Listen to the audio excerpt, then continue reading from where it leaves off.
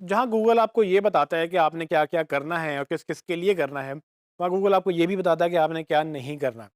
तो गूगल ने बड़ी वज़ाहत करके ये लिख दिया अपनी गाइडलाइंस के अंदर कि ये पर्टिकुलर चीज़ें आपने बिल्कुल नहीं करनी। याद रखें कि सिर्फ़ ये वही चीज़ें नहीं हैं जो गूगल मना करता है, गूगल इसके अलावा भी बड़ी चीज़ें मना करता है। लेकिन अगर गूगल ने ये लिख दी हैं, तो आप इमेजिन करें गूगल के लिए कितना इम्पोर्टेंट होगा कि उसने बाकायदा मेंशन करके इन चीज़ों को मना किया। अब ये काम गूगल ने खुद अपनी वेबसाइट पे लिखे हैं कि आपने नहीं करने और उसके बाद भी अगर आप करें, तो इमेजिन करें कि गूगल आपको पेनल्टी डालेगा या नहीं डालेगा। सो मैं आपको कुछ चीज़ें अगेन टॉप पॉइंट्स में मैंने यहाँ लिखे हैं। मैं आपको लिंक दूँगा जिसमें आप जाके मज़ीद पढ़ सकेंगे। ये सारी चीज़ें गूगल ने मना की हैं। इसमें क्या-क्या हैं जी? सबसे पहले गूगल कहता है कि जी आप ऑटोमैटिकली अपना कंटेंट जनरेट नहीं करेंगे। तो आप इमेजिन करें वो सारे टूल्स, वो सारी प्रोडक्ट्स, वो सारी चीज़ें जो ऑटोमैटिकली कंटेंट क्रिएट करती हैं, गूगल ने उसको मना कर दिया है। अब गूगल ने मना किया इसका मतलब ये है कि गूगल के पास ये कैपेबिलिटी है कि वो जज कर सके, वो मेज़र कर सके कि आपने कंटेंट खुद क्रिएट किया है, खुद लिखा है या आपने कोई टूल यूज़ करके ऑटोमैटिकली कंटेंट जनरेट किया है। आपको जब इन फील्ड में जाएँगे या अगर ऑलरेडी आप फील्ड में हैं, तो आपको बहुत सारी चीज़ें ऐसी मिलेंगी जो आपको टूल्स मिलेंगे, कंटेंट स्पिनर बोलते हैं, स्पिन कर लेते हैं कंटेंट ऑटोमैटिकली एक वर्ड चेंज करके दूसरा वर्ड बना के उसको जो है वो कॉन्टेक्स्ट चेंज कर देते हैं। वो टेक्स्ट पहचाना नहीं जाता कि ये सेम टेक्स्ट है, लेकिन गूगल को ये सारी चीज़ें पता हैं।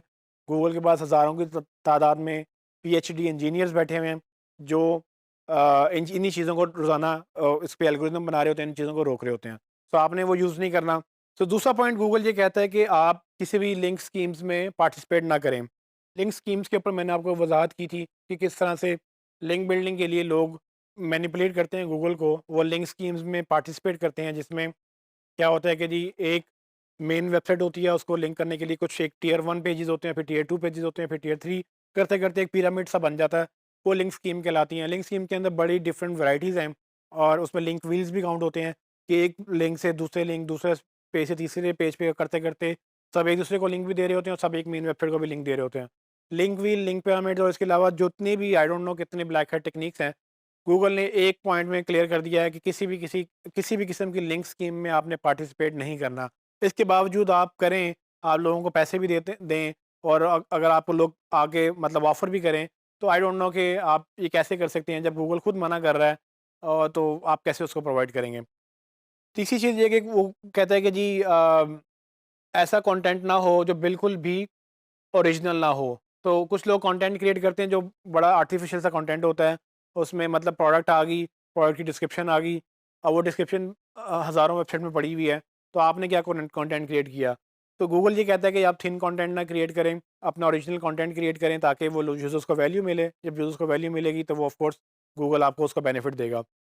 क्लोकिंग एक टेक्नीक है जिसमें आप छुपा लेते हैं, एक दिखाते कुछ हैं और वो बेचते कुछ हैं। तो क्लोकिंग भी गूगल मना करता है कि यूआरएल आपने कुछ दिखाया उसको और लेके किसी और पेज पे चले गए। ये एक टेक्नीक है जिससे आप मास्क कर लेते हैं। आप एक गलत यूआरएल दिखा के गलत पेज पे लोगों को ले जाते हैं। तो टेक्निकलिटीज़ में मैं नहीं जाऊँगा, लेकिन अगर आप क्लॉकिंग आप कर रहे हैं तो आपको पता है आप क्या कर रहे हैं और आप ना करें। अगर आपको नहीं पता तो अच्छी बात है आपको नहीं पता, क्योंकि ये आपको सीखने की ज़रूरत नहीं है। ये ऐसी टेक्नीक है जो गूगल ने मना कर दी है और ये इस पे मेहनत करने की बजाय आप जो चीज़ें मैंने बताई हैं और 1 नंबर चीज़ों पे मेहनत करेंगे तो आपके लिए भी फ़ायदा होगा और आप अल्टीमेटली अपना करियर अच्छा बना सकेंगे। फिर इसी तरह से स्नीकी रीडायरेक्ट्स हैं जो अगेन आप पेज रैंक कुछ करवाते हैं, जैसे ही वो लिंक करेगा उसके ऊपर कोई यूज़र तो ऑटोमेटिकली वो रिफ्रेश होके किसी और पेज पे ले जाएगा। तो ये भी लोग टेक्नीक करते हैं कि वो एक पेज दिखाते हैं कि गूगल पे अच्छा पेज क्रिएट करते हैं और उस पे रैंकिंग ले लेते हैं। लेकिन असल में बेच वो कुछ और रहे होते हैं, जो कि गूगल पसंद नहीं करता है या गूगल ने उसको मना किया है। वो पॉलिसी गाइडलाइंस दी हैं। फॉर एग्ज़ाम्पल गैम्बलिंग की वेबसाइट है, इस तरह की दूसरी वेबसाइट्स हैं, जिनको गूगल बाकायदा अलाउ नहीं करता। तो लोग क्या करते हैं कि एक गूगल जो पसंद करता है उस पेज को रैंक करवाते हैं एक सर्टेन कीवर्ड के ऊपर। जैसे आप उस पेज पे लैंड करते हैं, कुछ देर बाद, कुछ सेकंड बाद वो रिफ्रेश होता है और रिफ्रेश होके एक नए पेज पे चला जाता है। वो रीडायरेक्ट के एक कैटेगरी में आता है। गूगल कहता है कि ऐसे ही कोई जो है ना वियर्ड से आप बहुत ही ज़्यादा चालाक बनने की कोशिश ना करें। ऐसे रीडायरेक्ट मत लगाएँ जो कि यूज़र्स को एक जगह दूसरी जगह पे ले जाएँ। क्योंकि अगर आप ये करेंगे तो गूगल आपके साथ अगेन चैलेंज में आ जाएगा। गूगल कहेगा अगर आप ये कर रहे हैं तो मैं आपको पेनल्टी करूँगा। इसी तरह से बाकी भी चीज़ें मेंशन है यहाँ पर। आप मज़ीद इनको पढ़ना हो तो आप जाके लिंक से पढ़ सकते हैं। उसमें मैं आपको बड़ी क्विकली बता सकता हूँ कि हिडन टेक्स्ट गूगल ने मना किया है कि कंटेंट छुपा हुआ ना हो। सारा कंटेंट गूगल यूज़र को नज़र आना चाहिए। मैंने आपको बताया था कि वो बैकग्राउंड, फोरग्राउंड कलर सेम करके कीवर्ड की डेंसिटी बढ़ा देते थे ताकि जो है ना लोग अगर चूँकि शुरू में गूगल मेजर करता था कि कौन-सा कीवर्ड किसी पेज पे कितनी दफ़ा रिपीट हो रहा है। अगर आप एक ही वर्ड बार-बार लिखे हैं mobile phone, mobile phone, mobile phone 100 दफ़ा तो आप नहीं लिख सकेंगे। तो वो लोगों ने प्रैक्टिस की थी कि वो कंटेंट व्हाइट स्पेस में लिखते थे, उसमें टेक्स्ट का कलर भी व्हाइट करके बैकग्राउंड फोरग्राउंड कलर से सेम किया, लोगों को नज़र नहीं आ रहा लेकिन एक्चुअली पेज पे कंटेंट एग्ज़िस्ट करता था। या वो एचटीएमएल में हाइड कर देते थे। उससे होता ये है कि गूगल चूँकि एचटीएमएल पढ़ता है, वो आपका कंटेंट नहीं पढ़ता, उससे नुकसान मतलब गू यूज़र को कुछ नज़र नहीं आता लेकिन गूगल को वो कंटेंट नज़र आता था। तो ये सारी चीज़ें गूगल ने मना की, ये अब वैसे प्रैक्टिस होती भी नहीं है, लेकिन अगर आप ये कर रहे हैं तो आप मत करें क्योंकि ये बड़ा नुकसानदेह साबित हो सकती है। उसके बाद कंटेंट कॉपी ना करें, कंटेंट जो है जो इर्रेलेवेंट पेजेस के साथ इर्रेलेवेंट कीवर्ड्स का पेजेस लोड ना करें। तो काफ़ी चीज़ें आपको इस लिंक के ऊपर मिल जाएँगी। ये लिंक के ऊपर आप जाएँ, तसल्ली से इनको पढ़ें, इनकी डिटेल्स बना लें और अक्सर तो आप खुद कर रहे होते हैं, लेकिन अक्सर आपसे क्लाइंट भी ये कहते हैं कि हमें ये काम करना है। तो आप मेक श्योर करें कि इस पेज को आप बुकमार्क कर लें। ये वो गाइडलाइंस हैं जो आपकी ज़िंदगी आसान करेंगी, आपकी एसईओ भी अच्छी करेंगी। अगर आपसे कोई नाजायज़ चीज़ माँग रहा है और अगर आपको ऐसी किसी चीज़ पे नाजायज़ वो आपके साथ ज़्यादती कर रहा है, तो आप उसको बता दें कि भाई हम एक नंबर काम करते हैं, हम एथिकल काम करते हैं, हम गूगल से फ़ाइट नहीं कर सकते। हम गूगल को फ़ॉलो करके आपकी वेबसाइट ऊपर लेके आएँगे, उसमें टाइम लगता है, उसमें ये सारी चीज़ें जो गूगल ने मेंशन की हैं, वो हम करके देंगे। अगर आपको यकीन नहीं आता, आप गूगल की वेबसाइट पे जाके पढ़ लें। तो इससे ज़रा काफ़ी कॉन्फिडेंस का क्लाइंट को मिलता है कि हाँ भाई, ये जो बात कर रहा है, वो ठीक कर रहा है। जो वैसे ही 2 नंबर काम करवाने के चक्करों में आप उनसे नहीं करें तो बेहतर है क्योंकि अल्टीमेटली वो आपकी रिप्यूट भी ख़राब करेगा और वो आपसे कभी खुश भी नहीं हो सकेगा। रीज़न ये है कि अगर आप उनको ऐसी कोई गलत काम करके दे भी देंगे, किसी दिन गूगल ने पकड़ लेना उस वेबसाइट को, उसने पेनल्टी डाल देनी है, बैन हो जाएगी वेबसाइट। जब बैन हो जाएगी, अल्टीमेटली वो आप पे मुद्दा डालेगा कि भई ये आपने काम गलत किया है, आपने ठीक नहीं किया।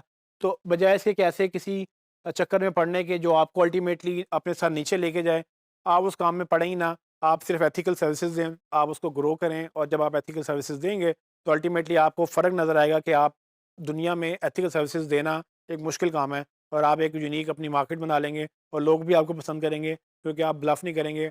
अगर आप उनको भी पता है, क्लाइंट को भी पता है कि अगर आपने 2 नंबर तरीके से अपना काम किया तो उनकी वेबसाइट ही बैन होगी। तो अपनी वेबसाइट को बचाने के लिए वो उन लोगों को ढूँढते हैं जो 1 नंबर काम करने यानी कि एथिकल काम करने में बिलीव करते हैं। तो जब आप ये चीज़ें क्लाइंट को दिखाएँगे, तो वो आप पे ट्रस्ट करेगा, वो उसको पता होगा कि उसकी वेबसाइट एक सेफ हैंड में है, मतलब कि वो उसको नुकसान नहीं है और वो आप पे इसी ट्रस्ट के साथ चलेगा।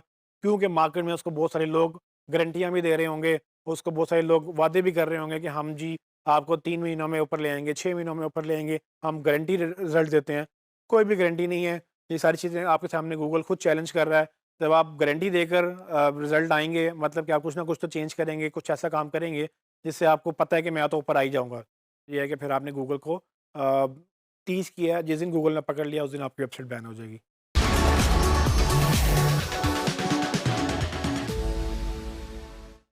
लेट्स सपोज़ कि ऐसा कोई काम आपसे हो गया है जो कि गूगल ने उसको समझा कि गलत है और गूगल ने आपको उसको बैन कर दिया, तो गूगल आपके अगेंस्ट मैन्युअल एक्शन ले सकता है, जो कि आपको रिपोर्ट करेगा वेब मास्टर टूल्स के अंदर, जो मैं आपको बता चुका हूँ कि यहाँ पर आपको वो मैन्युअल एक्शन रिपोर्ट नज़र आती हैं।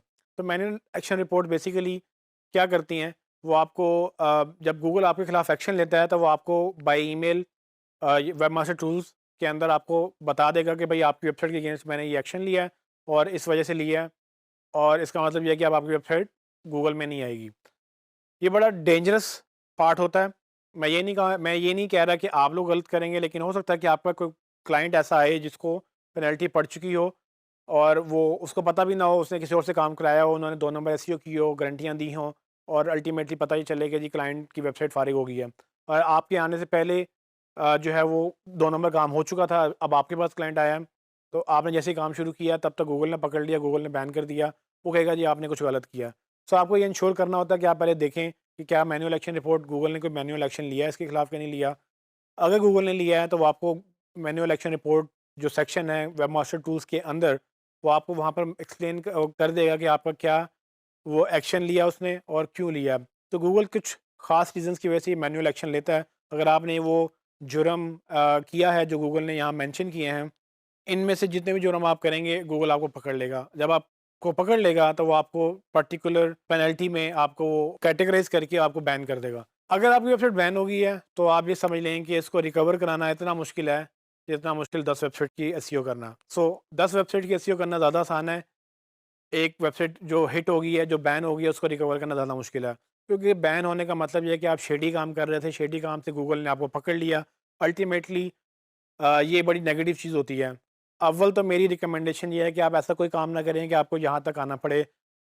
लेकिन अगर आपने ऐसा कुछ किया तो ये वक़्त आ सकता है, और ये वक़्त आ गया, इसका मतलब कि आपकी वेबसाइट वो बिल्कुल ख़त्म हो चुकी है। अब वो दोबारा कभी भी वो ट्रस्ट गेन करने में उसको बहुत टाइम लगेगा। अगर आप अपने वो बैन हटा भी लेंगे, तो फिर भी आपको ट्रस्ट बिल्ड करने में, रैंक करने में टाइम लगेगा। गूगल जो है वो सख्ती से निपटता है इन चीज़ों से, तो आपकी रिप्यूट ख़राब हो चुकी होगी गूगल की नज़र में।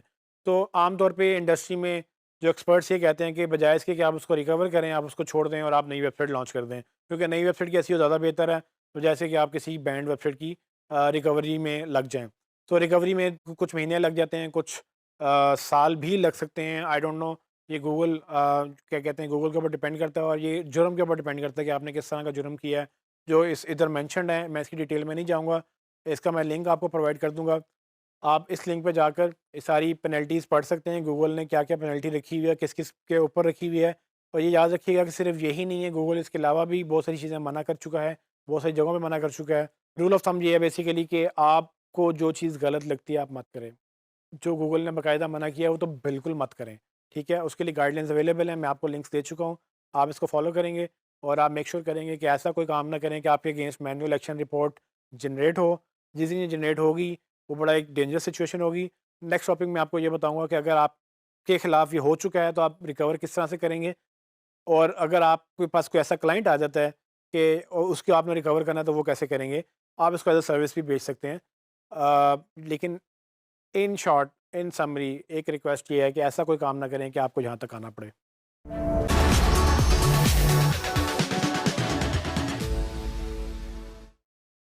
जैसे कि मैंने पहले बताया कि अगर आप कोई भी 2 नंबर काम, कोई भी गलत काम करेंगे, जो गूगल ने मना किया आपको करने से, तो गूगल आपके अगेंस्ट एक्शन लेगा। कुछ गूगल पेनल्टीज़ डालता है आपकी वेबसाइट की रैंकिंग लो करके, लेकिन कुछ सीवियर किस्म की जो पेनल्टीज़ होती हैं, उसमें गूगल मैन्युअली एक्शन लेता है आपके अगेंस्ट। अगर आप एक चीज़ वायलेट करते चले जाते हैं, या आपका जुर्म इतना बड़ा है कि गूगल को लगता है कि भाई इसके अगेंस्ट तो मैं मैन्युअली बाकायदा खुद से जाके एक्शन लेता है, और एल्गोरिदम से हट के एक इंसान, एक इंजीनियर, एक जो उनकी टीम है, रिव्यू टीम, वो आपको बैन करती है। वो एक बड़ी डेंजरस सिचुएशन है। अव्वल तो आपको यहाँ तक आना नहीं चाहिए, लेकिन अगर आप आ चुके हैं, तो गूगल आपको एक वे आउट भी देता है कि आप किस तरह से अपनी रिकंसिडर करवा सकते हैं। रिकंसिडरेशन का मतलब ये है कि गूगल उसको बाकायदा मैयर करेगा, जज करेगा, उसको इवैल्यूएट करेगा। जब इवैल्यूएशन में आप पास होंगे, तब वो आपको अलाउ करेगा। उस इवैल्यूएशन के प्रोसीजर से गुज़रना, वो प्रोसीजर क्या है, वो मैं इस टॉपिक में आपको एक्सप्लेन कर दूँगा। लेकिन एक इस ये बड़ा पेनफुल प्रोसेस है, और ये पेनफुल होने का मतलब ये है कि बेसिकली जब आप ये काम करेंगे, तो इसमें काफ़ी टाइम लगेगा आपको, काफ़ी चीज़ें जो हैं, आपके रिसोर्सेज़ भी सर्फ होंगे। अव्वल तो अगर आप अपनी वेबसाइट कर रहे हैं, तो मैं आपको रिकमेंड करूँगा कि आप ऐसा काम दोबारा ना करें और एक नई वेबसाइट चला लें, तो ज़्यादा बेहतर है। लेकिन अगर आपको एक एज़ अ जॉब ये करनी पड़ती है, अगर आपको क्लाइंट पैसे देने को तैयार है, तो आप एज़ अ सर्विस भी इसको सेल कर सकते हैं। आप उनको बता सकते हैं कि भई आपकी वेबसाइट अगर बैंड है, तो मैं आपकी वेबसाइट रिकवर करवा सकता हूँ। आप इसको अगर स्टडी कर लेंगे प्रॉपर्ली, तो ये आप एज़ अ सर्विस सेल कर सकते हैं, क्योंकि ये बहुत कम लोग हैं जो इस सर्विस को बेचते हैं। सो क्या वो टॉपिक्स हैं, तो मतलब ये डिटेल में मैं आपको लिंक दे दूँगा जहाँ से आप जाके पढ़ सकेंगे। मैं ओवरव्यू आपको समरी में बता सकता हूँ कि ये क्या-क्या गूगल कहता है। सो गूगल जब भी आपको बैन करेगा, तो आपकी वायलेशन की बताएगा कि वो क्या वायलेशन है।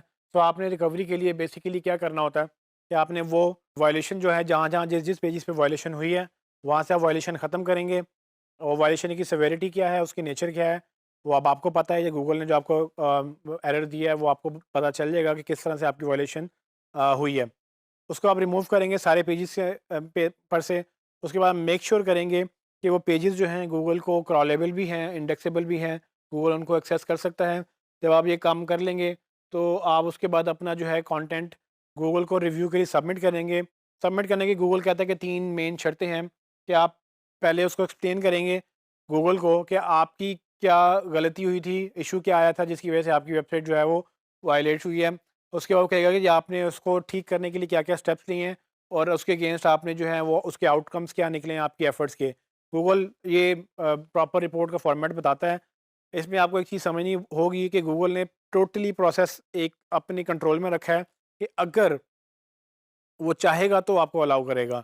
सो इसमें कोई गारंटी नहीं है ना आप किसी को गारंटी दे सकते हैं, ना गूगल आपको गारंटी देता है कि क्या ये वेबसाइट रिकवर होगी कि नहीं होगी। So depending on the severity of the problem कि आपने किस तरह की, किस नौयत की वायलेशन की है, उसके ऊपर डिपेंड करेगा कि क्या गूगल आपको कितनी देर में उसको रिकवर करेगा।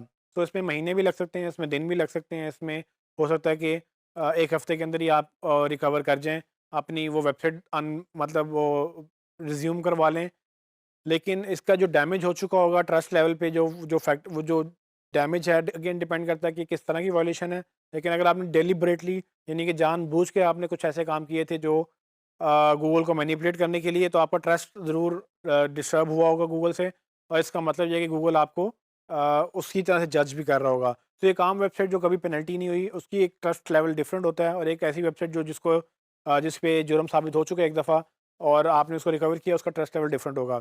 इसीलिए जो हमारी एसईओ कम्युनिटी में आपको अगर कोई एक्सपर्ट मिलेंगे तो वो आपको यही रिकमेंड करेंगे कि अव्वल तो ये काम करें ही ना जिससे आपको बैन किया जाए। अगर आप बैन हो चुके हैं तो वो बैन को रिकवर करना इतना मुश्किल है कि उससे बेहतर आप उससे 2-4 नई वेबसाइट्स बना लें और उनकी एसईओ शुरू कर दें, क्योंकि वो कम टाइम में ज़्यादा ऊपर आपको रिजल्ट दे देंगी और रिकवरी बेसिकली आपको मुश्किल हो जाएगी।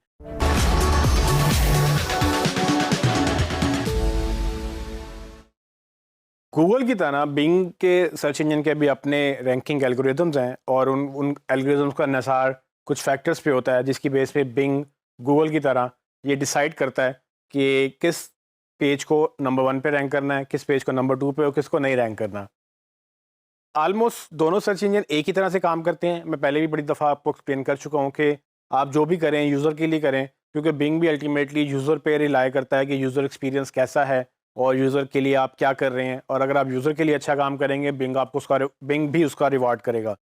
तो दोनों सर्च इंजन की ऑलमोस्ट चीज़ें सेम है, लेकिन कुछ चीज़ें डिफर भी करती हैं, क्योंकि उनका एल्गोरिदम सेम नहीं है। डिफरेंट टीमें डिफरेंट एंगल से चीज़ों को अप्रोच कर रही हैं। काम दोनों का सेम है, सर्च इंजन दोनों चला रहे हैं, लेकिन कुछ चीज़ें हैं जो बिंग की थोड़ी सी डिफरेंट हैं। मैं कोशिश करूँगा कि कुछ मेन चीज़ें हम इस टॉपिक में डिस्कस करें कि किस तरह से बिंग कुछ चीज़ों को ज़्यादा प्रेफरेंस देता है, कुछ चीज़ों को नहीं देता। तो सबसे पहले अगर हम देखें, बैकलिंक्स गूगल में भी बड़े ज़रूरी हैं, बैकलिंक्स बिंग भी बड़े देखता है, लेकिन बिंग में क्वालिटी पे इतना फोकस नहीं है, बिंग क्वांटिटी पे ज़्यादा फोकस करता है। सो ये समझा जाता है, अगेन इसका कोई रेफरेंस नहीं है, ना बिंग एंडोर्स करता है ना गूगल एंडोर्स करता है, लेकिन अल्टीमेटली दोनों ने रिलाई तो किसी चीज़ पे करना है, क्योंकि जब आप इतने स्केल की बात करते हैं, एल्गोरिदम्स किसी ना किसी मेट्रिक के तहत, किसी न किसी फैक्टर के तहत चीज़ों को जज करेंगे, और वो फैक्टर्स हम अभी तक पढ़ते आ रहे हैं। सो बैकलिंक्स एक बहुत इंपॉर्टेंट फैक्टर है गूगल के लिए भी और बिंग के लिए भी, लेकिन गूगल क्वालिटी ज़्यादा कॉन्शियस है कि वो गूगल कहता है कि हमें अच्छे लिंक्स चाहिए, आप स्पैमिंग ना करें, आप लिंक स्कीम्स ना यूज़ करें। बिंग भी यही कहता है, लेकिन बिंग साथ ज़्यादातर फोकस नहीं करता, क्योंकि पेज रैंक गूगल का एक फार्मूला था जिसके तहत वो किसी पेज की क्वालिटी मेजर करता था। बिंग का पेज रैंक का फार्मूला नहीं है। तो बिंग नॉर्मली अगर आप ज़्यादा लिंक्स बनाएंगे तो बिंग में आप ऊपर आ सकते हैं क्वांटिटी वाइज भी। क्वालिटी भी मेजर करती है, लेकिन क्वांटिटी ज़्यादा बिंग काउंट करता है। उसके बाद बिंग में एग्जैक्ट मैच डोमेन्स जो ईएमडीज़ भी कहलाती हैं, वो काफ़ी मैटर करती हैं। तो ईएमडीज़ बेसिकली अगर आपका कीवर्ड है मोबाइल फ़ोन प्राइसेस या मोबाइल फ़ोन सेल या सर्विसेज, और आप इसी डोमेन की अगर वेबसाइट भी ले लें, आपकी मतलब इसी कीवर्ड की आप डोमेन ले लें, तो उससे ये फ़ायदा होगा कि आपके कीवर्ड आपकी डोमेन में आ जाएगा, जो कि आपका नाम भी बन सकता है। गूगल में इसकी इतनी ज़्यादा इंपॉर्टेंस नहीं है, पहले होती थी लेकिन उन्होंने बाद में इसको ख़त्म कर दिया। बिंग में अभी भी इसकी इंपॉर्टेंस है। अगर आप कुछ भी सर्च करें और आप ऐसी कोई डोमेन हो जो जिसमें एग्जैक्टली आपकी क्वेरी जो है वो एज ए डोमेन ही हो, तो वो बिंग उसको ज़्यादा बेहतर समझेगा। इसके अलावा जो है H1, H2, H3 यानी कि जो हेडिंग्स हैं, उसमें बेसिकली अगर आपका कीवर्ड है तो बिंग उसको बेहतर समझता है कि आपने अपना जो कीवर्ड है वो ऑन पेज में ख़ास जगहों पर यूज़ किया है। ये गूगल में भी सेम चीज़ वैलिड है, लेकिन बिंग भी ये इसको इम्पोर्टेंस देता है। फिर एक इम्पॉर्टेंट फैक्टर जो दोनों में बड़ा कॉमन है वो क्वालिटी है। जैसे मैंने पहले बताया कि आप यूज़र के लिए वेबसाइट बनाएंगे, यूज़र के लिए कंटेंट बनाएंगे और सब चीज़ें यूज़र के पर्सपेक्टिव से करेंगे। और अगर आप यूज़र को बेहतर सर्विसेज देंगे, बेहतर एक्सपीरियंस देंगे, दोनों सर्च इंजन आपको रिवॉर्ड करेंगे।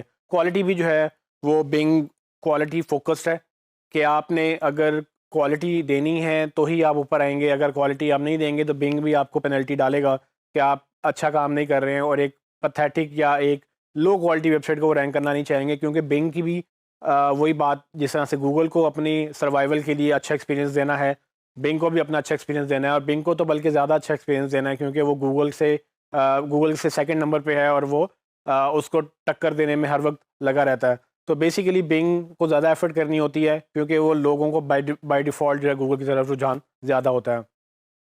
एक बड़ी इंपॉर्टेंट चीज़ जो है वो इंटरेस्टिंग चीज़ जो उसमें बिंग में है, वो बेसिकली सर्च इंजन होने के बावजूद सोशल इंजन को, सोशल मैट्रिक्स को काफ़ी फोकस करता है। तो फॉर एग्जांपल, अगर आपका कोई पेज है जो वायरल हो गया, जिसमें लाइक्स आपको ज़्यादा मिले, जिसमें आपको ट्वीट ज़्यादा मिले, तो किसी हद तक उसका इफ़ेक्ट बिंग के ऊपर भी पड़ता है कि बिंग उस वायरल होने वाली चीज़ को, उस यूआरएल को आपको प्रेफरेंस देगा, क्योंकि वो सोशल मीडिया में वायरल होगी। गूगल इन सिग्नल्स को नहीं पिक करता, लेकिन बिंग इन सिग्नल्स को पिक करता है। तो ये वो मेन चीज़ें हैं जो बिंग में और गूगल में डिफरेंट थी। इसके अलावा बिंग की बहुत जो है वो अपनी एक पूरी साइंस है, जिस तरह से वो अपने एल्गोरिदम बनाते हैं, और भी बहुत सारी चीज़ें हैं। मेरी कोशिश होगी कि मैं आपको इस टॉपिक के लिए रेफरेंस लिंक भी दूँ, जहाँ पर आप जाके आप बिंग के बारे में मज़ीद पढ़ सकेंगे।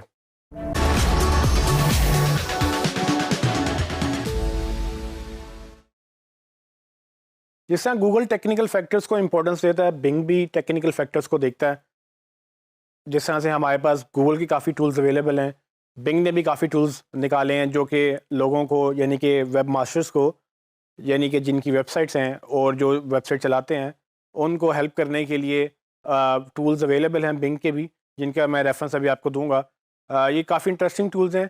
आलमोस्ट दोनों की अप्रोच टेक्निकली भी सेम है। जो चीज़ें गूगल देखता है वो चीज़ें बिंग भी देखता है, और बहुत सारी चीज़ें ऐसी हैं जो ओपन सोर्स प्रोजेक्ट्स के तौर पे सब सर्च इंजन एक ही प्लेटफॉर्म पे आना चाहते हैं, क्योंकि कोई भी दुनिया में गूगल के लिए अलग और बिंग के लिए अलग वेबसाइट नहीं बनाएगा।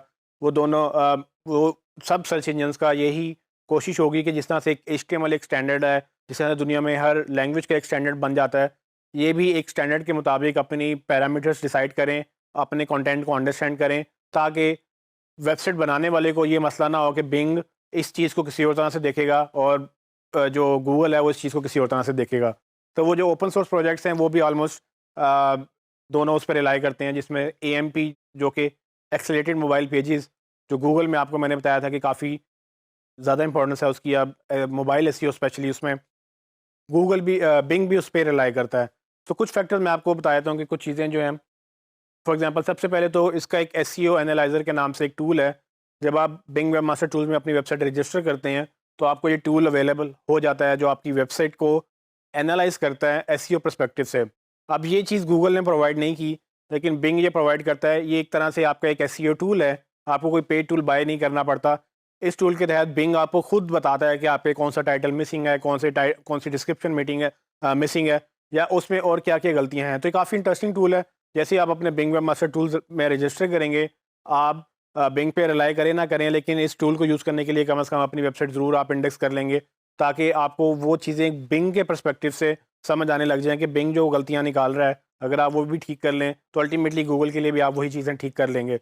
गूगल में काफ़ी हद तक ये चीज़ें अवेलेबल नहीं हैं, उसमें कुछ चीज़ें किसी डिफरेंट नाम से अवेलेबल हैं, पर इस तरह से प्रॉपर एक SEO एनालाइज़र के नाम से गूगल एक टूल प्रोवाइड नहीं करता, जबकि बिंग ये करता है।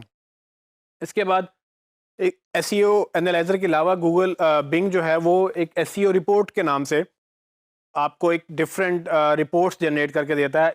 इस रिपोर्ट में जैसे कि आप देख सकते हैं, हाई, लो, मीडियम एरर बताता है, और आपको ये बताता है कितने पेजेस में वो एरर एग्जिस्ट करता है।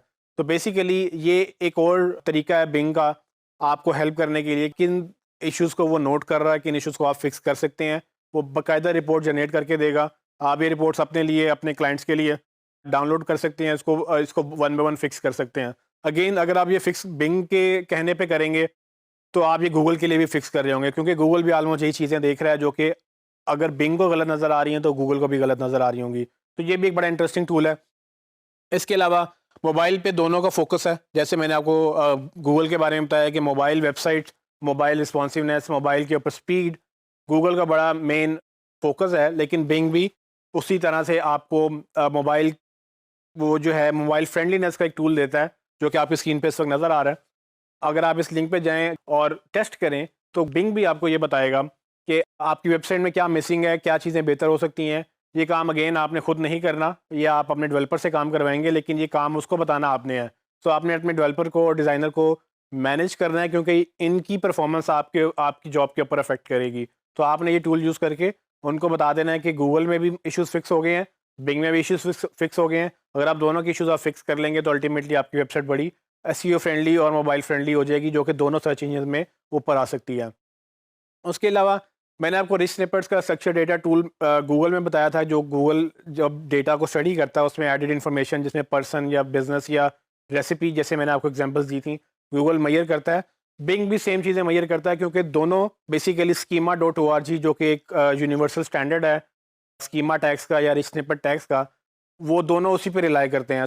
सो बिंग भी आपको एक मार्कअप वैलिडेटर के नाम से वो टूल देता है, जिसमें आप जाके स्कीमा टैग्स या अपनी दूसरी चीज़ें जो हैं वो आप मैयर कर सकते हैं। अगेन गूगल और Bing almost same services provide करते हैं, क्योंकि दोनों एक ही ओपन सोर्स प्रोजेक्ट के ऊपर रिलाई कर रहे हैं, जो कि schema dot O R G के नाम से जाना जाता है।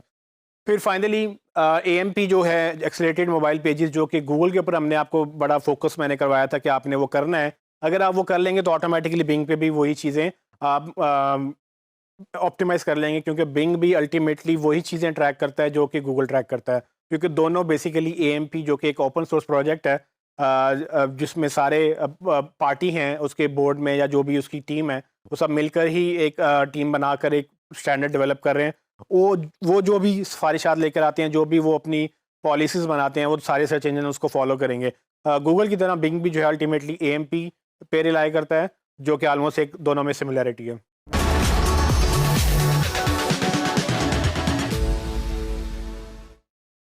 जैसे कि हमने देखा कि बिंग गूगल की ही तर्ज पे सारी चीज़ें ऑलमोस्ट वही कर रहा है जो गूगल जिसको करता है या जिसको ट्रैक करता है। इसी तरह से ऑन पेज ऑप्टिमाइजेशन, जिस पे यानी कि आप अपनी वेबसाइट के ऊपर जो भी ऑप्टिमाइजेशंस करेंगे, वो बिंग भी ऑलमोस्ट वही चीज़ें ट्रैक करता है जो गूगल ट्रैक करता है। इसमें अगेन बार बार एक ही चीज़ रिपीट हो रही है कि बिंग और गूगल ऑलमोस्ट सेम है, दोनों का फोकस यूज़र्स हैं। आप यूज़र्स को फॉलो करेंगे, अल्टीमेटली बिंग भी आपको रिगार्ड करेगा और गूगल तो रिगार्ड करेगा ही। तो ये दोनों की पॉलिसीज़ उसमें सेम है। कुछ फैक्टर्स मैं आपको बता देता हूँ, जिस तरह से मेटा टैग्स हमने देखे गूगल में, का मेटा टैग्स की काफ़ी इंपॉर्टेंस है, टाइटल, डिस्क्रिप्शन या दूसरी चीज़ें। बिंग भी वही चीज़ें फॉलो करता है।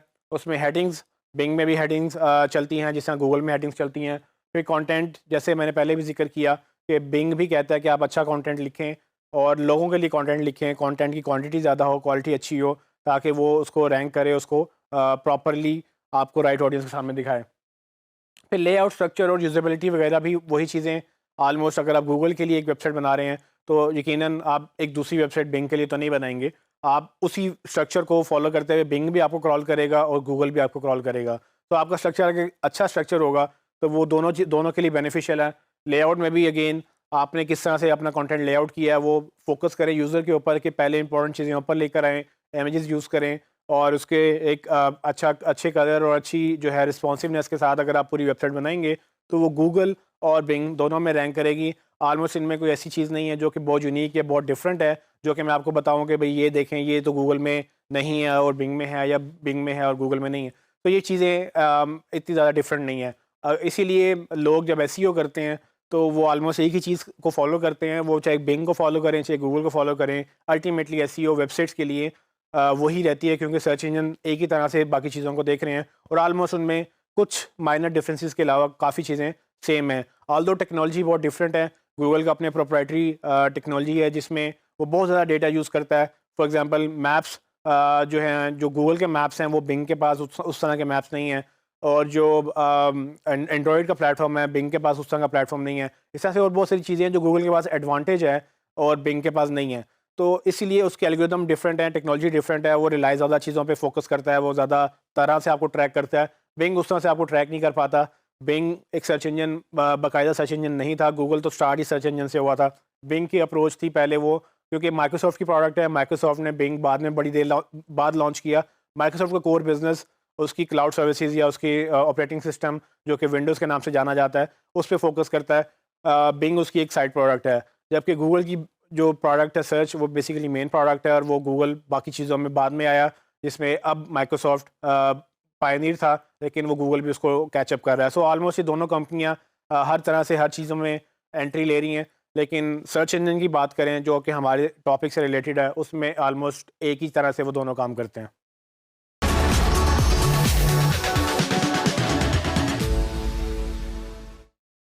इस टॉपिक में आपसे मैं बात करूंगा उस टूल की जो कि हमने पहले डिस्कस नहीं किया, लेकिन कीवर्ड सर्च में ये भी बड़ा हेल्पफुल टूल है, और उसका नाम है गूगल ट्रेंड्स।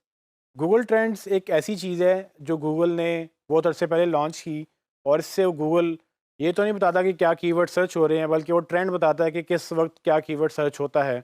तो अगर आप एक बिज़नेस में हैं और आप समझना चाहते हैं कि कुछ कीवर्ड जो आपने सर्च किए हैं उनकी over the period of time trend क्या है, वो किस महीने में ऊपर जाते हैं, किस महीने में नीचे आते हैं, या अगर दो कंपेयर करें आपस में तो कौन सा ऊपर जा रहा है कौन सा नीचे जा रहा है, ये गूगल ट्रेंड्स के थ्रू हमें डेटा अवेलेबल है। क्योंकि गूगल जब से सर्च इंजन बना है तब से गूगल के पास एक डेटाबेस मेंटेन्ड है, जिसमें वो ये सारी रिकॉर्ड करता है चीज़ें कि कौन से कीवर्ड को कितनी दफ़ा कहाँ से सर्च किया गया है। मैं आपको लाइव डेमो करके दिखाऊंगा कि किस तरह से आप जो है वो गूगल ट्रेंड्स कर सकते हैं। बेसिकली गूगल ट्रेंड्स को देखने में इस तरह से लगता है, जिसमें आप ये गूगल का ये ट्रेंड्स का यूआरएल है, जिसमें आप trend.google.com पे जाएंगे और जो है वहाँ जाके आप ट्रेंड्स अपने देख सकेंगे।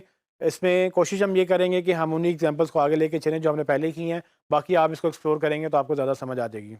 आइए देखते हैं। तो जैसे कि आप देख सकते हैं मैंने trends.google.com ओपन किया, तो ये मुझे एक स्क्रीन नज़र आ रही है जिसमें गूगल मुझे कुछ डेटा शो कर रहा है।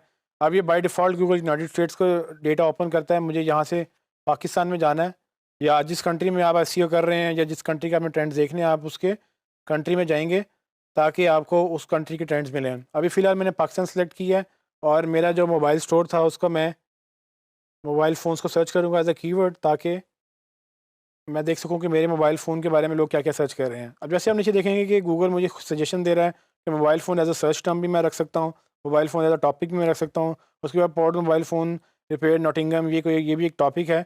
आई डोंट नो ये क्या है, लेकिन ये भी वो टॉपिक के तौर पे शो कर रहा है। फ़िलहाल मैं इसको कुछ भी नहीं सिलेक्ट करूँगा, मैं मोबाइल फ़ोन लिखकर बस एंटर करूँगा और देखूँगा कि गूगल में इस कीवर्ड के बारे में क्या सर्चेज़ हैं और क्या ट्रेंड चल रहे हैं। जैसे ही मैं इसको सर्च करता हूँ तो देखिए आप मोबाइल फ़ोन ऊपर एक सर्च टर्म आ गया, नीचे वो डेटा बता रहा है कि पाकिस्तान का डेटा है लास्ट 12 मंथ्स में, उसने वो मुझे दिखा रहा है और कैटेगरी सारी हैं और वेब की सर्च बता रहा है मुझे। तो यहाँ से मैं इमेज सर्च, न्यूज़ सर्च और गूगल शॉपिंग या दूसरी यूट्यूब सर्च की भी मैं ट्रेंड भी देख सकता हूँ कि कौन से कीवर्ड ज़्यादा चल रहे हैं। तो आप देख सकते हैं कि जैसे इस ग्राफ में पता चल रहा है कि लास्ट ईयर दिसंबर में इसकी ट्रेंड की सर्चेज़ आई थी, फिर ये तकरीबन मार्च में जाके बहुत कम हो गई, जनवरी फरवरी मार्च में नीचे चलती गई, उसके बाद फिर ये ऊपर गई और उसके बाद नीचे आई फिर थोड़ी सी ऊपर। अब ये फिर इसका ऊपर का ट्रेंड है आखिर में, जिससे हमें ये आइडिया होता है कि लोग नॉर्मली हर वक्त मोबाइल ढूंढ तो रहे हैं, लेकिन कुछ ऐसे पीक्स आ रहे हैं जहाँ पर एक्चुअली लोग ज़्यादा ढूंढते हैं। तो ये हो सकता है कि क्रिसमस की सेल या दूसरी सेल हो जिसका लोग वेट कर रहे होते हैं, उसके बाद ये सर्च करते हैं। आप इसको नीचे स्क्रॉल करेंगे तो इंटरेस्ट पर सब रीजन वो बताता है कि सबसे ज़्यादा इंटरेस्ट कहाँ पे डेवलप हो रहा है। अक्सर आपको हैरानी होगी यहाँ डेटा देख कर कि सबसे ज़्यादा मोबाइल्स जो हैं वो सर्च हो रहे हैं आज़ाद जम्मू एंड कश्मीर से, और गिलगित बल्तिस्तान दूसरे नंबर पे है, पंजाब तीसरे नंबर पे है। हालांकि आबादी के लिहाज से पंजाब सबसे बड़ा है, लेकिन सर्च के लिहाज से आज़ाद जम्मू एंड कश्मीर में सबसे ज़्यादा ये कीवर्ड सर्च हो रहे हैं, जो कि है मोबाइल फ़ोन का नाम, और ये में भी उनको ज़्यादा ज़रूरत है। तो ये आप इमेजिन करेंगे जब आप बिज़नेस रन करेंगे तो आपको ये जो डेटा है वो आपको काफ़ी चीज़ें हेल्प करेगा। कि आपको लग रहा होगा कि जी आपकी जो सेल्स हैं वो लाहौर, कराची, इस्लामाबाद यानी 3 बड़े शहरों में हो रही हैं, लेकिन यहाँ से आपको अंदाज़ा होगा कि लोग एक्चुअली सर्च कहाँ कर रहे हैं, और जहाँ लोग सर्च कर रहे हैं वहाँ पर आप ज़्यादा मार्केटिंग करना चाहेंगे ताकि आप उनको ज़्यादा कैप्चर कर सकें। उसके बाद रिलेटेड टॉपिक्स में वो दिखा रहे हैं कि इससे जब जो मैंने सर्च किया है टर्म जो कि मोबाइल फ़ोन की टर्म है, उससे रिलेटेड कौन कौन से टॉपिक्स हैं जो लोग सर्च करते हैं। वो हमारे मतलब की भी चीज़ नहीं है, हमारे मतलब की चीज़ है रिलेटेड क्वेरीज़। ये वो क्वेरीज़ हैं जो गूगल सर्च से आती हैं कि अगर मैंने मोबाइल फ़ोन लिखा तो उसके अगेंस्ट लोग और क्या क्या सर्च कर रहे हैं। PTM mobile registration, Oppo F7 price in Pakistan, Oppo F9, PUBG mobile requirements, Oppo 8 3। तो आप देखेंगे कि तकरीबन ये वो राइजिंग सर्चेज़ हैं जो गूगल बता रहा है कि ये बहुत जल्दी तेज़ी से सर्च हो रही हैं, और ये ब्रेकआउट का मतलब ये है कि ये बहुत जल्दी बहुत ऊपर आ गई हैं। वरना अगर आप देखें 5वें नंबर पे 42% प्लस इंक्रीज़ बता रहा है कि लास्ट 12 मंथ्स में इस कीवर्ड की इंक्रीज़ इतनी ज़्यादा हुई है। अगर मैं राइजिंग से इसको टॉप कीवर्ड बोलूँ कि मुझसे टॉप कीवर्ड दिखाओ, तो मुझे बताएगा कि जो सबसे ज़्यादा सर्चेज़ हो रही हैं मोबाइल फ़ोन प्राइस की हो रही हैं, mobile phone price in Pakistan की हो रही हैं, मोबाइल प्राइस इन पाकिस्तान की हो रही है। तो अल्टीमेटली ये तीनों एक ही कीवर्ड है, mobile phone price in Pakistan में दोनों कीवर्ड कवर हो जाएंगे। सैमसंग मोबाइल फ़ोन या सैमसंग भी ज़्यादा सर्च हो रहा है, लेकिन ये 4th और 5th नंबर पे है। इससे सैमसंग को ये आइडिया होगा कि सैमसंग का ब्रांड कितना बेहतर है। तो ये वो सर्च क्वेरीज़ का डेटा है जो गूगल हमें एक्स्ट्रा शो करता है। अगर आप मज़ीद इसमें डिग इन करना चाहें तो आप इसको क्लिक करेंगे तो वो आपको एक और सर्च क्वेरी में ले जाएगा जो बेसिकली मोबाइल फ़ोन प्राइस की सर्च क्वेरी होगी, और आप देख सकते हैं कि उस ट्रेंड में भी ग्राफ ऊपर नीचे जा रहा है, और अल्टीमेटली ये तकरीबन अक्टूबर में बिल्कुल नीचे गया और अब ये फिर नवंबर में ऊपर आया, और उसके बाद ये फिर दिसंबर में ऊपर जा रहा है। तो मे भी हो सकता है कि यहाँ पर जो सेल्स लगती हैं ब्लैक फ्राइडे की वजह से, दूसरी सेल्स की वजह से ये चीज़ ग्राफ ऊपर गया, उसके बाद लोगों ने बाइंग कम कर दी, सर्चिंग कम कर दी, बिकॉज वो अब ख़रीदना नहीं चाह रहे थे, वो वेट कर रहे थे सर्चिज़ का या ऑफ़र्स का। तो ये इससे काफ़ी इंसाइटफुल डेटा आपको मिल सकता है। गूगल ट्रेंड्स एक ऐसी चीज़ है जो आपको हेल्प करती है। इसमें एक लास्ट बात मैं आपको थोड़ा सा एक और क्लियर कर दूँ, तो मैं मोबाइल फ़ोन पे वापस जाने के लिए मोबाइल फ़ोन दोबारा सर्च करता हूँ, और उसके साथ मैं कंपेयर करता हूँ स्मार्टफ़ोन को, और देखते हैं कि कौन सा वर्ड ज़्यादा बेहतर है। तो ये कंपैरिज़न में आप देखेंगे कि लोग पाकिस्तान में मोबाइल फ़ोन का वर्ड ज़्यादा अच्छी तरह यूज़ हो रहा है, स्मार्टफ़ोन का वर्ड बहुत कम यूज़ हो रहा है। तो ग्राफ से आपको अंदाज़ा हो जाएगा कि सर्च वॉल्यूम आउट ऑफ 100 कितने परसेंट जो है वो लोग मोबाइल फ़ोन ढूंढ रहे हैं, कितने परसेंट लोग स्मार्टफ़ोन ढूंढ रहे हैं। जब आप डिसीजन लेंगे अपनी एसईओ का, तब आप ये देखेंगे कि कौन सा कीवर्ड आपके लिए ज़्यादा बेहतर है। और इसी तरह से आप देखेंगे कि कौन से जो सर्चेज़ हैं ज़्यादा कहाँ हो रही हैं। तो आप देखेंगे कि मोबाइल फ़ोन गिलगित बल्तिस्तान में सबसे ज़्यादा सर्च हो रहा है, आज़ाद जम्मू एंड कश्मीर में मोबाइल फ़ोन भी सर्च हो रहा है, लेकिन 15% लोग ऐसे भी हैं जो कि स्मार्टफ़ोन सर्च कर रहे हैं। फिर पंजाब में भी मोबाइल फ़ोन भी सर्च हो रहा है, लेकिन 17% लोग ऐसे हैं जो कि स्मार्टफ़ोन भी सर्च कर रहे हैं। और इसी तरह से बलूचिस्तान में भी लोग स्मार्टफ़ोन लिख के टाइप कर रहे हैं, और इस्लामाबाद कैपिटल टेरिटरी में भी लोग स्मार्टफ़ोन लिख के टाइप कर रहे हैं। तो ये परसेंटेज से मुझे क्या बेनिफिट मिलता है, मुझे अंदाज़ा होगा कि हाँ, मैं अगर सिर्फ मोबाइल फ़ोन लिखूँ तो ये 80% 85% लोगों का मैं टारगेट तो कर लूँगा, लेकिन वो 15% लोग कहाँ जाएँगे जो स्मार्टफ़ोन लिख के अपनी प्रोडक्ट का रिज़ल्ट निकाल रहे हैं। तो ये चीज़ें काफ़ी इंटरेस्टिंग आपको स्टैट्स देती हैं। इधर से आप कीवर्ड निकाल के यहाँ से भी आप वेबसाइट में यूज़ कर सकते हैं, और इसको मज़ीद कीवर्ड रिसर्च कर सकते हैं।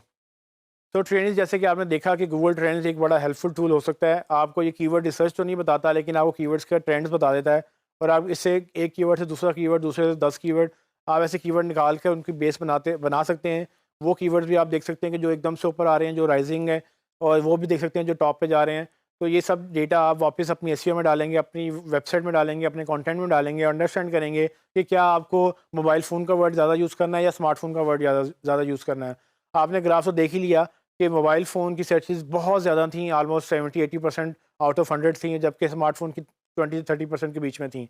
तो अगर एक लॉजिकल डिसीजन लिया जाए, तो लॉजिकली या टेक्निकली हमें मोबाइल फ़ोन के कीवर्ड पे ज़्यादा फ़ोकस करना है, क्योंकि लोग वो ज़्यादा सर्च कर रहे हैं, स्मार्टफ़ोन लिख के लोग सर्च नहीं कर रहे हैं। लेकिन एक ऑडियंस वो भी है जो स्मार्टफ़ोन लिख रही है, सो आपने ये देखना है कि आपने किधर जाना है।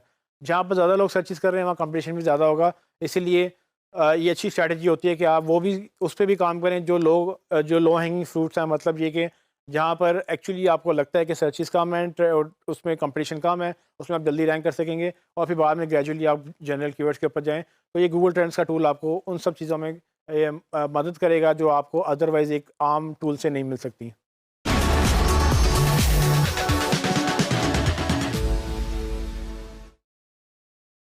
अगर आप गूगल में कुछ टाइप करें, तो आपने नोटिस किया होगा कि जैसे ही आप कुछ टाइप करते हैं, गूगल आपको नीचे कुछ रिलेटेड क्वेरीज़ दिखाना शुरू कर देता है। असल में वो सजेस्टेड कीवर्ड्स बोलते हैं, जो ये सजेशंस बेसिकली गूगल जनरेट करता है डिपेंडिंग ऑन कि आप जैसे बाकी लोग इस क्वेरी को कैसे लिख रहे हैं। तो ये क्वेरीज़ जो हैं बेसिकली हमें ये इंडिकेशन देती हैं कि जो हम सर्च करने जा रहे हैं वो किस तरह से बाकी लोग भी उसको पॉपुलर क्वेरीज़ क्या हैं। तो गूगल ट्राई करता है कि अगर आपकी भी उसी से रिलेटेड क्वेरी है तो आप वही सिलेक्ट करेंगे, आपको पूरी फ्रेज़ लिखनी नहीं पड़ेगी, और आपको क्लिक करने से सर्च हो जाएगा। अब ये एक और गोल्ड माइन है, इस तरह से कि लोग इसको नहीं समझते कि ये भी कीवर्ड्स की शक्ल में हमें एक डेटा गूगल प्रोवाइड करता है, कि बजाय इसके कि हम गूगल पे जाके कीवर्ड रिसर्च करें, ये वो डेटा है जो गूगल समझता है कि लोग शायद लिखेंगे। ये वो सजेस्टेड कीवर्ड्स हैं कि लोग जो है ना उस पे लिखते हैं रेगुलरली, और आप टाइप करते हैं। सो आपने इनको भी नोट करना होता है, इनको भी आप लिस्ट डाउन कर लें, अपनी क्वेरी लिखें अपने कीवर्ड से रिलेटेड।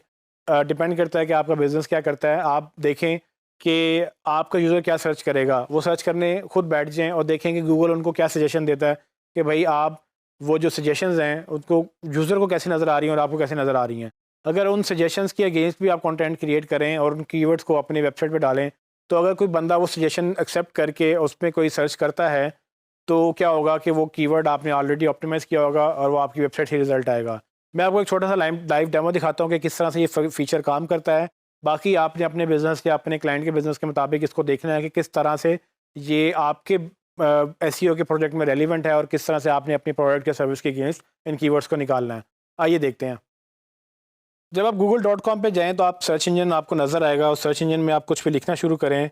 मैं फॉर एग्जांपल मोबाइल फ़ोन की ही एग्जांपल लूँगा। जैसे ही देखेंगे आप मैंने मोबिल ही लिखा, अभी ई भी नहीं लिखा, तो नीचे गूगल ने मोबाइल, मोबिलिंग इंटरनेट पैकेजेज़ और वगैरह-वगैरह काफ़ी चीज़ें उसने मुझे शो कर दी हैं। अब इससे मुझे आइडिया हो रहा है कि ये वो रेगुलर सर्चेज़ हैं जो लोग इस तरह के कीवर्ड लिखते हैं। लेकिन मैंने तो कुछ और सर्च करना था क्योंकि मैं मोबाइल फ़ोन ढूँढना चाह रहा हूँ, तो मैं मोबाइल पूरा लिखूँगा और फ़ोन लिखने की कोशिश करूँगा। तो देखें, जैसे-जैसे मैं पी लिखा तो उसने प्राइस और फ़ोन और प्राइसेस इन पाकिस्तान, ये सब चीज़ें एसोसिएशन दिखा दी। मैंने एच लिखा तो वो उसने फ़ोन की प्राइसेस और फ़ोन कैसे और सब फ़ोन पीएच वाली चीज़ें आ गई हैं और फ़ोटो भी दिखा रहा है, फेस भी दिखा रहा है। अब गूगल को नहीं आइडिया कि मैं आगे क्या लिखने वाला हूँ। तो मैं अगर फ़ोन ओ लिखता हूँ तो आप देखेंगे कि वो ए वाले ख़त्म हो गए हैं और उसके बाद एन लिखता हूँ तो वो बिल्कुल फ़ोन जैसी स्पेसिफ़िक क्वेरीज़ आना शुरू हो गई हैं और ई लिखा तो मतलब फ़ोन पूरा ही आ गया।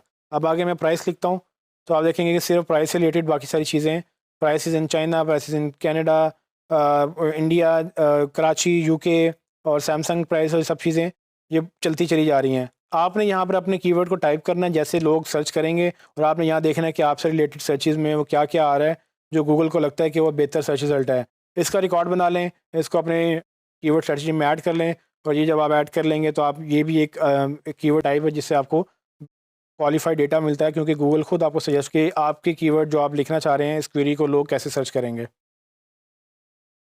जैसे कि आपने देखा कि हमने सजेशंस गूगल की जो फॉलो की हैं उसमें जैसे-जैसे आप टाइप करते हैं तो उसमें नीचे गूगल जो आपको सजेशंस दिखाता रहता है। उन सजेशंस को अगर आप एज़ अ कीवर्ड लेंगे और आप अपनी क्वेरी के अगेंस्ट आप उसको कीवर्ड लिखकर और उनको मज़ीद रिसर्च करके मज़ीद कीवर्ड रिसर्च कर सकते हैं या उनको अपने कीवर्ड या अपने पेज के ऊपर यूज़ कर सकते हैं, क्योंकि ये एग्जैक्टली वही क्वेरीज़ हैं जो गूगल को लगता है कि लोग सर्च करेंगे अगर वो लिखना शुरू करेंगे। जैसे आपको वो सजेशंस दिखा रहा है वो वैसे लोगों को भी सजेशंस दिखाता है और उन सजेशंस के अगेंस्ट लोग अगर क्लिक करना शुरू कर दें तो किसी को पूरा टाइप नहीं करना पड़ता। ये वो कन्वीनियंस है जो गूगल अपने यूज़र्स को देना चाह रहा है, लेकिन अगेन ये एक हमारे लिए डेटा गोल्ड माइन भी है। अगर हम इसको भी डेटा यूज़ करके अपनी एसईओ में इंटीग्रेट करेंगे तो हमारी एसईओ कदर बेहतर हो सकती है।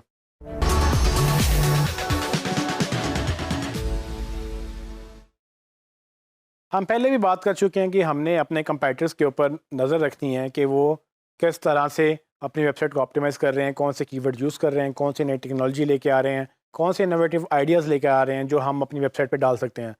मैं आपको अभी एक एक्सपेरिमेंट करके दिखाऊंगा लाइव कि किस तरह से आप अपने कंपैटिटर्स को ऑडिट कर सकते हैं, उनको देख सकते हैं कि किस तरह से उनको उनके कीवर्ड्स निकालने हैं, उनको अपने लिए यूज़ करना है, उनसे इंस्पिरेशन लेनी है।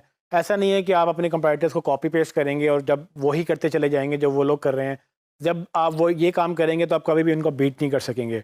हम कंपैरेटिव एनालिसिस सिर्फ इसलिए करते हैं कि हमें देखना ये होता है कि क्या वो हमसे अच्छा काम कर रहे हैं। अगर वो हमसे अच्छा काम कर रहे हैं तो वो अच्छाई क्या है जो हम अडॉप्ट करें और हम भी उस तरह से अच्छा काम करें। इसका हरगिज़ मतलब ये नहीं है कि आप उनको कॉपी करेंगे, आप उनसे चीटिंग करेंगे, उनकी प्लेजरिज्म में उसको काउंट करेंगे।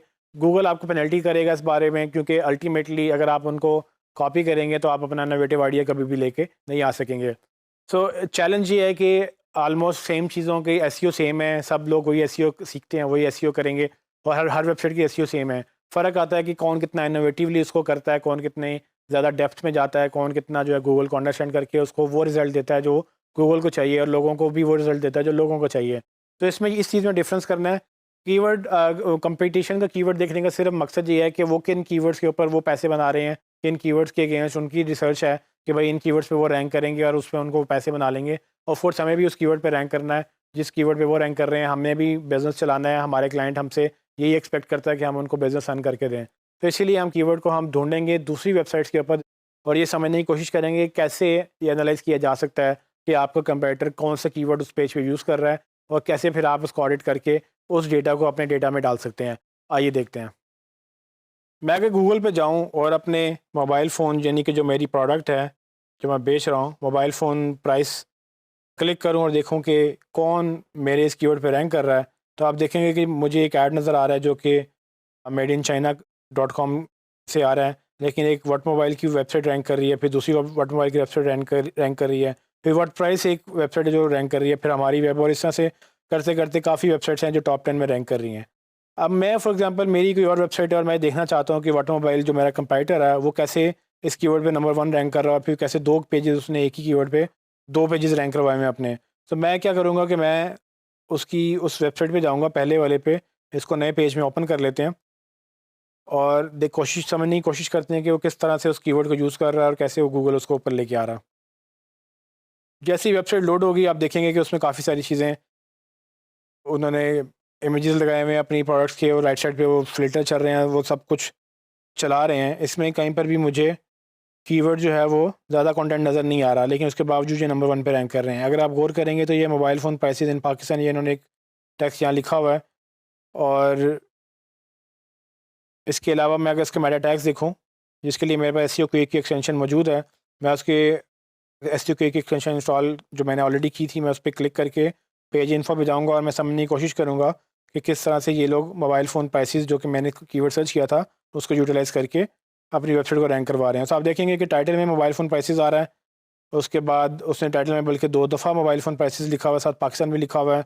उसके बाद उसने कीवर्ड भी mobile prices, LG mobile prices, mobile phone prices, ये एग्जैक्ट कीवर्ड यहाँ पर भी मैच हो रहा है। जबकि गूगल मेटा कीवर्ड्स को नहीं देखता, लेकिन उन्होंने डाला हुआ है, फिर भी हो सकता है बिंग इसको देख ले। तो आपने इंश्योर करना है कि आप सोच समझ के इसको यूज़ करें। गूगल के लिए ये कीवर्ड्स का डेटा जो बेकार है, क्योंकि गूगल नहीं समझता कि उसको अब ज़रूरत है इस मेटा टैग्स की। उसके बाद डिस्क्रिप्शन में भी आप देखेंगे मोबाइल प्राइसेस इन पाकिस्तान या मोबाइल फ़ोन प्राइसेस यहाँ पर हो सकता था, लेकिन उन्होंने मोबाइल प्राइसेस इन पाकिस्तान को टारगेट किया, ताकि अगर कोई मोबाइल प्राइसेस सर्च कर रहा है, मोबाइल फ़ोन प्राइसेस सर्च कर रहा है, तो उसके लिए ये रैंक करें। मैं मज़ीद देखूँगा कि इसकी और ऐसे मोबाइल प्राइसेस 2 दफ़ा यहाँ दूसरी दफ़ा यूज़ किया, फिर प्राइसेस यहाँ पर दूसरी दफ़ा है, एक तीसरी दफ़ा आ गया, यहाँ मोबाइल भी तीसरी दफ़ा आ गया। करते करते एलजी मोबाइल बाकी मोबाइल के नाम लिख रहा है जो कि ज़्यादातर सर्च होते हैं। सैमसंग मोबाइल प्राइसेस के वो उसने कीवर्ड डाला है, और इस तरह से वो दूसरे कीवर्ड डाल रहा है। यहाँ मुझे लगता है कि सैमसंग मोबाइल प्राइसेस का कीवर्ड नहीं होना चाहिए था, क्योंकि इसकी वेबसाइट में सैमसंग का ऑलरेडी एक पेज बना हुआ है। तो ये सैमसंग का कीवर्ड उस पेज पे लगना चाहिए था जहाँ के, ताकि गूगल कन्फ्यूज़ ना होता। अब होम पेज पे सैमसंग मोबाइल प्राइसेस के ऊपर वो रैंक करे तो एक डिस्कनेक्ट हो जाएगा, क्योंकि सैमसंग मोबाइल प्राइसेस के ऊपर उसके पास एक और पेज है। लेकिन एनीवेज़ ये वो तरीका है जिससे आप उनकी अच्छाई और बुराई दोनों समझ लेते हैं। अगर आप नीचे स्क्रॉल करेंगे तो आपको कीवर्ड डेंसिटी भी मिलेगी, जिसमें आपको ये पता चल जाएगा कि उनके मेन जो सबसे कीवर्ड्स हैं वो कौन से रिपीट हो रहे हैं। तो आप देखेंगे कि सबसे ज़्यादा जो है वो कमिंग सून, मेरे ख्याल से उन्होंने वर्ड लिखा है, तो कमिंग बेसिकली 371 टाइम्स रिपीट हो रहा है। अब क्यू मोबाइल जो है 212 दफ़ा हो रहा है। ये होम पे भी चूँकि सारे मोबाइल्स हैं, तो वो मोबाइल के नाम की वजह से वो उनकी जो है वो डेंसिटी वो बढ़ी हुई है। लेकिन अगर मैं इसको 2 वर्ड और 3 वर्ड में जाके देखूँ, तो मोबाइल प्राइसेस की जो कीवर्ड है वो ऑलमोस्ट नज़र नहीं आ रहा, और कीवर्ड चौथे कीवर्ड में भी मुझे नज़र नहीं आ रहा। सो इन शॉर्ट ये कि उन्होंने एसईओ तो की है, लेकिन अभी भी उसमें गुंजाइश की ज़रूरत है। जब आपके पास ये डेटा आएगा तो आप इस डेटा से ये अंडरस्टैंड कर लेंगे कि वो कितने सीरियस हैं अपनी एसईओ के बारे में, और आपको कितने सीरियस होना है। आप उनकी अच्छी बातें पकड़ेंगे, उनकी बुरी बातें आप उनसे भी सीखेंगे, ताकि आप अल्टीमेटली एक अपनी वेबसाइट की अच्छी एसईओ कर सकें। जैसे कि आपने देखा कि मैं किसी कीवर्ड के ऊपर किसी और वेबसाइट को अगर रैंक करते देखूं जो कि मेरा कीवर्ड था और जिस पे मुझे रैंक करना चाहिए था, मैंने चूंकि उधर रैंक करना है और मैंने फिर इन लोगों को बीट करना है, तो मुझे समझ आनी चाहिए कि वो लोग क्या कर रहे हैं। मैंने आपको अभी एक डेमो दिया छोटा सा कि किस तरह से आप एक वेबसाइट ऑनर होते हुए दूसरी वेबसाइट की ऑडिट कर सकते हैं, उनके कीवर्ड को अंडरस्टैंड कर सकते हैं। आप मज़ीद ये हर पेज पे भी कर सकते हैं, और एक ग्लोबल लेवल पे मतलब कि होम पेज का भी कर सकते हैं। यानी कि होता ये है कि आप जब किसी की वेबसाइट की एसईओ देखते हैं, तो आपको नज़र आता है कि किसी ने उसके ऊपर जो दिमाग लगाया था, वो आपने उसको पिक किया, उसको आपने स्ट्रैटेजी अंडरस्टैंड की, और उससे बेहतर आप काम करेंगे। क्योंकि अगर आप ये वैसे किसी उनके पास जाएँ या किसी के पास जाएँ, तो आपको ये डेटा वैसे अवेलेबल नहीं होगा, जिसने भी उनकी एसईओ की, उन्होंने खुद की या किसी ने उनको करके दी, वो नंबर 1 पे रैंक कर रहे हैं उस कीवर्ड के अगेंस्ट जिस पे आपको नंबर 1 पे रैंक करना था। आपकी पूरी कोशिश ये होनी चाहिए कि आप ये अंडरस्टैंड करें कि वो कीवर्ड कौन-सा है जिस पे वो नंबर 1 पे रैंक कर रहे हैं, और अगर वो नंबर 1 पे रैंक कर रहे हैं, तो आप किस तरह से उनके उस कीवर्ड को अंडरस्टैंड करते हुए, उनके पूरे लेआउट को अंडरस्टैंड करते हुए एसईओ की इंस्पिरेशन लेकर अपनी वेबसाइट को बेहतर करेंगे, और वो सारे काम करेंगे जो उन्होंने किए हैं, और बल्कि वो भी करेंगे जो उन्होंने नहीं किए हैं। तो इससे आपको काफ़ी जो है ना एसईओ का वो एक एक्सपोज़र बड़ा हो जाएगा, मतलब कि आप प्रॉपर्ली एसईओ को डिफरेंट एंगल से समझ सकेंगे और उसको बेहतर भी कर सकेंगे।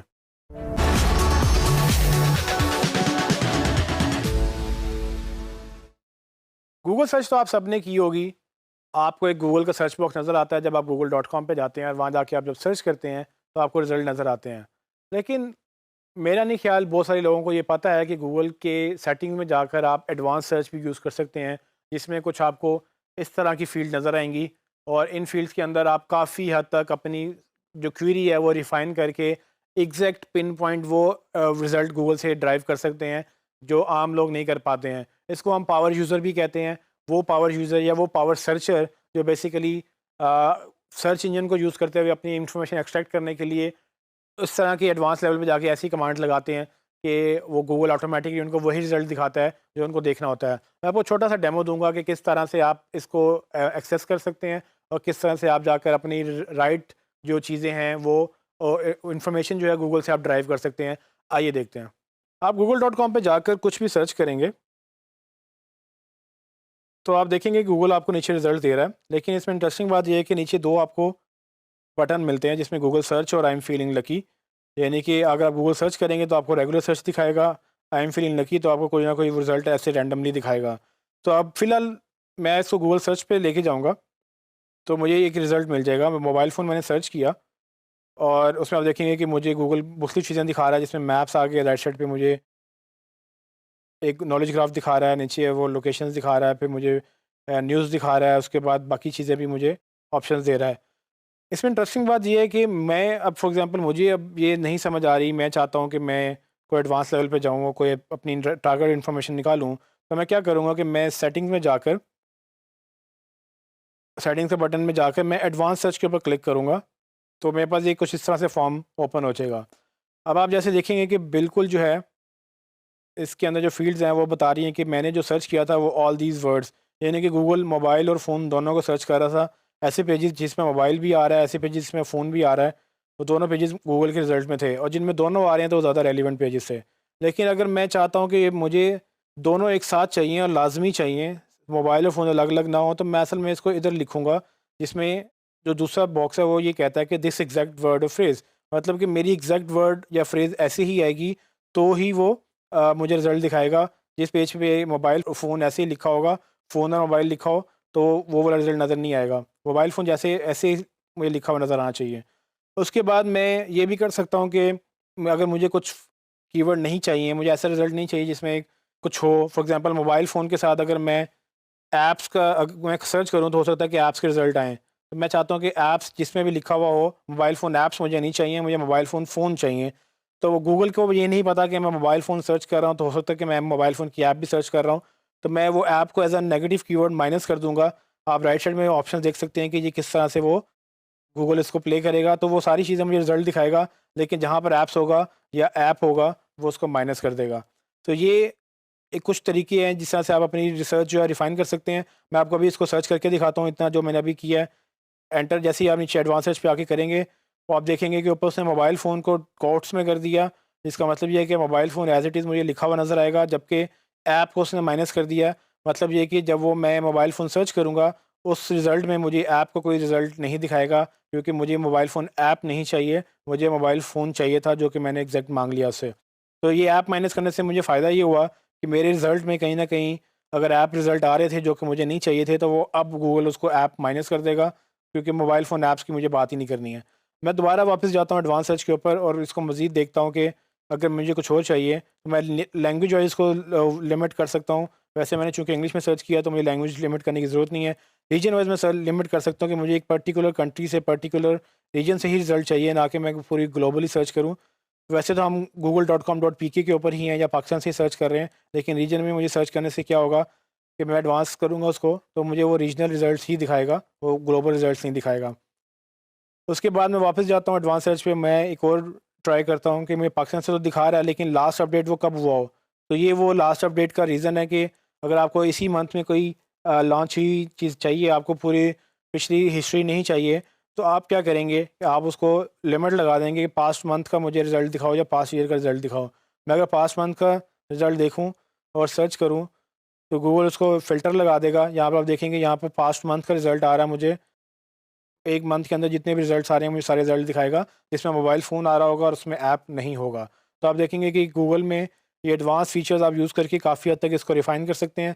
इसमें और भी मज़ीद फ़ीचर्स अवेलेबल हैं, जिसमें आप साइट और डोमेन, एक पर्टिकुलर साइट, पर्टिकुलर डोमेन से भी आप सर्च कर सकते हैं।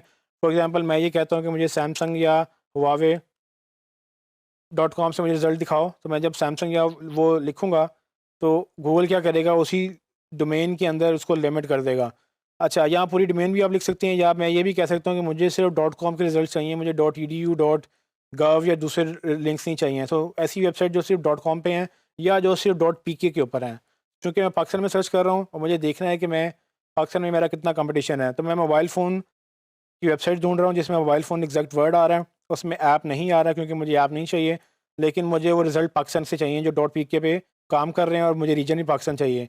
अब मैं चूँकि एसईओ पर्सपेक्टिव से इसको सर्च कर रहा हूँ, इससे मुझे क्या होगा, मुझे वो सारे कंपैरेटर्स मिलेंगे जो मेरा कीवर्ड यूज़ कर रहे हैं अपने पेज के ऊपर, जो कि मोबाइल फ़ोन है और उसमें ऐप यूज़ नहीं कर रहे हैं, ऐप वाला माइनस हो जाएगा और उस साइट कॉलन डॉट पी के आप देखेंगे गूगल ने फ़िल्टर लगा दिया कि डॉट पी के की ही वेबसाइट से मुझे दिखाएगा। अब आप गौर करेंगे कि जितने भी रिजल्ट्स आ रहे हैं डॉट पी के उनकी डोमेन होगी और कुछ भी होगा वो डॉट पी के पे एंड हो रही होगी डोमेन। डॉट पी के अलावा मुझे कोई रिजल्ट नहीं आएगा। और उसके बाद मैंने क्वेरी ये भी लगाई थी कि मुझे लास्ट मंथ में दिखाओ, तो पास्ट मंथ का रिजल्ट यहाँ पे मुझे आ रहे हैं जो कि मैं चेंज भी कर सकता हूँ। तो इस तरीके से आप जो है एडवांस सर्च को अपने एडवांटेज के लिए यूज़ कर सकते हैं। इसको एक्सप्लोर करें, इसको रिसर्च करें और देखें कि क्या इंटरेस्टिंग इसमें और चीज़ें अवेलेबल हैं। उसके अलावा नीचे गूगल ये भी सजेशन दे रहा है कि आप किस तरह से अपनी और भी जो है सर्चेज़ हैं उनको भी आप कस्टमाइज़ कर सकते हैं। आपने देखा कि गूगल का जो एडवांस पार्ट है, जो कि नॉर्मली 90% या 99% लोगों को पता भी नहीं होता कि वो एग्जिस्ट करता है, वो उसको आप यूज़ करते हुए अपनी रिसर्च या अपनी सर्च इतनी रिफ़ाइन कर सकते हैं कि आप एग्जैक्टली पिन पॉइंट कर सकते हैं कि आपको क्या रिज़ल्ट चाहिए। और अगर as a marketer, as a search marketer आपको ये गूगल को यूज़ करना आ जाए, तो आप एग्जैक्टली अपने कंपैरेटर को जो है एक्सरे करके उसको देख सकते हैं कि वो क्या यूज़ कर रहे हैं। आप उन सबको सामने रख सकते हैं कि कितने लोग आपके कीवर्ड अपने टाइटल में यूज़ कर रहे हैं, कितने लोग अपने आपकी कंपटीशन में हैं, कौन सी डॉट पीके की वेबसाइट है जो आपसे कम्पीट करने की कोशिश कर रही हैं। ये जो इंटेलिजेंस है बेसिकली ये आपको हेल्प करेगी अपने कंपटीशन को अंडरस्टैंड करने में, उसको रिफाइन करने में। ये वो एडवांस पार्ट है जो मैंने बाद में रखा था कि मैं आपको तब बताऊंगा जब आप काफ़ी हद तक, अब तक उम्मीद है कि आप काफ़ी हद तक एसईओ कर चुके होंगे, और इसके बाद जब आप ये करेंगे तो आपको एक एज मिलेगा उन लोगों के ऊपर जिसको पता भी नहीं है कि इस जो छुपी हुई जो जो गोल्ड माइन है, या आप इसको कह लें कि एक मशीन है, किलिंग मशीन है गूगल के ऊपर, उसको आप अपने एडवांटेज के लिए कैसे यूज़ कर सकते हैं और उसमें कैसे एसईओ को बेहतर कर सकते हैं। क्योंकि आप जब अपने कंपटीशन को निकाल लेंगे, उनके कीवर्ड्स, उनकी ऑप्शन, सारी चीज़ें आप प्रॉपर्ली देख सकते हैं इस टूल के तहत।